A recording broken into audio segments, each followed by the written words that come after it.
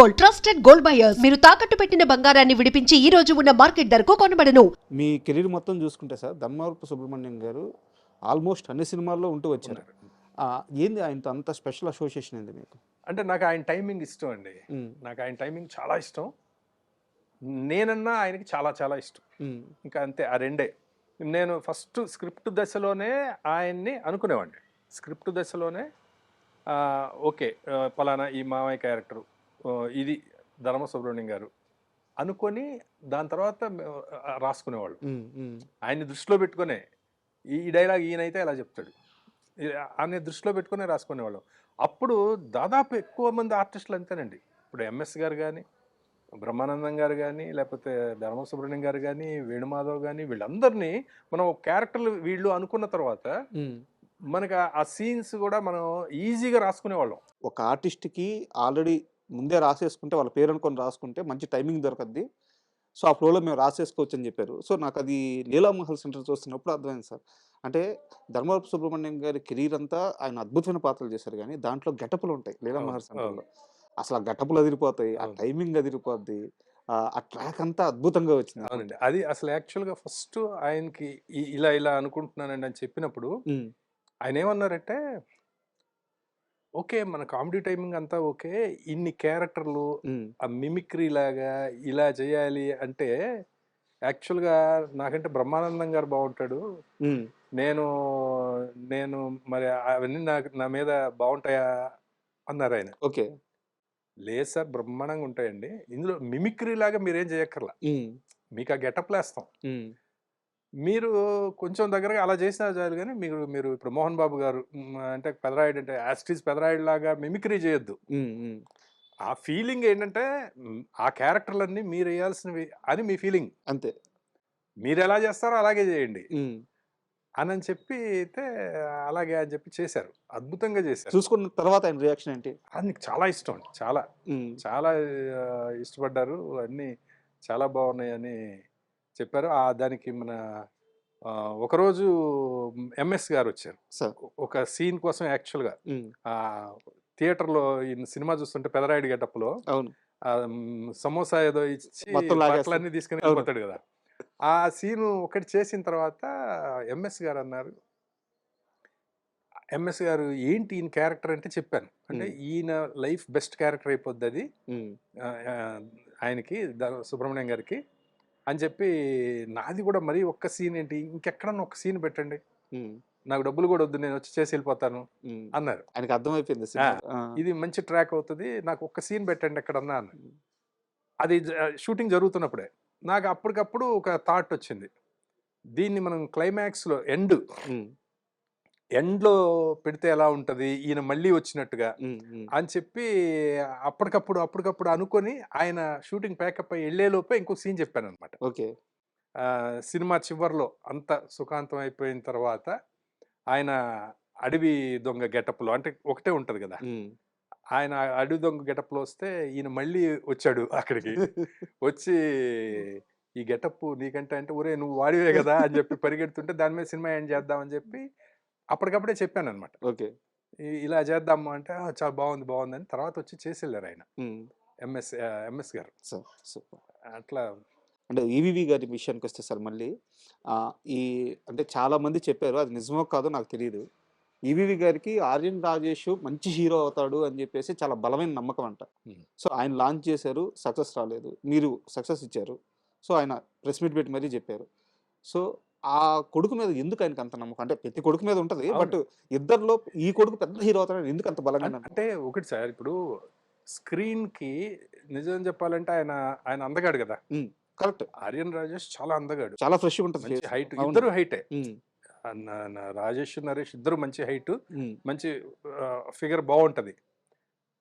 But ఆయన హీరోని చేయాలనుకున్నారు. బేసిక్గా ఈయన ఏంటంటే ఈయన నరేష్ డైరెక్టర్ అవ్వాలనే కోరిక ఉంది అప్పటికే ఉండడం వల్ల ఆయన అలా అనుకుని ఉంటారు, ఏది రాజేష్ని హీరోని చేయాలి అనేది అనుకుని ఉంటారు. ఆ తర్వాత ఏంటంటే సక్సెస్ అనేది అది కుదరడం సార్.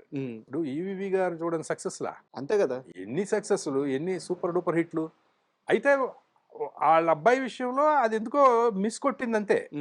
ఏదో స్క్రిప్ట్ కరెక్ట్గా సెట్ అవ్వలేదా అలా, మనది కుదిరింది అంతే. అంత మాత్రం చేత ఇది గొప్ప కాదు. లేకపోతే ఆయన ఎక్కడండి, ఆయన ఎంత ఎవరెస్ట్, ఆయన ఎంత గొప్ప డైరెక్టర్ అయినా సార్. అది ఆయన గొప్పతనం అండి. ఆయన ఆ రోజు ప్రెస్ మీట్ పెట్టి చెప్పడం అనేది ఆయన ఇంకా అక్కడ చూసే స్థాయికి అనిపించింది అందరికీ. అది గొప్ప విషయం. అండ్ సునీల్ గారితో మిస్టర్ పెళ్ళికొడుకు చేసినప్పుడు నిజంగా ఇష్టపడి చేశారు ఆ సినిమా? అంటే ఇష్టపడే చేశానండి. కాకపోతే చిన్న డౌట్ అయితే ఉండిందండి నాకు. అదైతే వాస్తవం. ఎందుకంటే అది చెప్పాలి.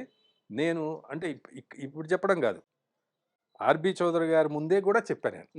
ఆర్బి చౌదరి గారి ముందు చెప్పాను, సునీల్ అందరూ ప్రొడ్యూసర్ అందరి ముందే నేను చెప్పాను.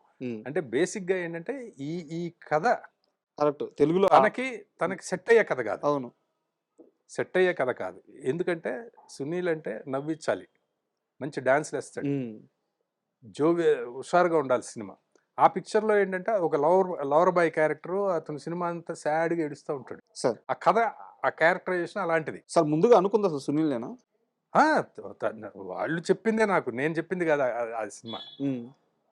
వాళ్ళు సూపర్ గుడ్ వాళ్ళే రైట్స్ కొన్నారు. కొని సునీల్ నువ్వు చేస్తే బాగుంటుంది అని అంటే నేను చెప్పాను. సినిమా చూసిన తర్వాత నేను ఇదైతే యాస్టీజ్ అందులో ఉన్నదైతే సెట్ అయ్యే మ్యాటర్ కాదు, కానీ దీనికి ఏం చేయాలి, చుట్టూ ఏదన్నా కామెడీ అంతా చేస్తే వర్కౌట్ అవ్వచ్చు అంటే, లేదు నువ్వు బాగా చేస్తావు అన్నారు.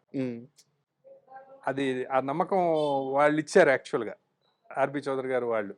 దాని ఎఫెక్టే కదా 4 సంవత్సరాలు గ్యాప్ వచ్చింది. తర్వాత నేను అసలు చేయలేదు కదా సినిమా. తర్వాత ఇప్పుడు కెవ్కేక అది ప్యారలల్ గా జరిగిందండి. కెవ్కేక ప్యారలల్ గా అది ప్యారలల్ గా జరుగుతూ వచ్చినాయి సినిమాలు. అంటే ఏంటంటే ఒక టైంలో నేను కూడా ఓకే బాగా చేయగలనని నమ్మా. అంటే దిగినాక ఇంకా తప్పదు నమ్మాను.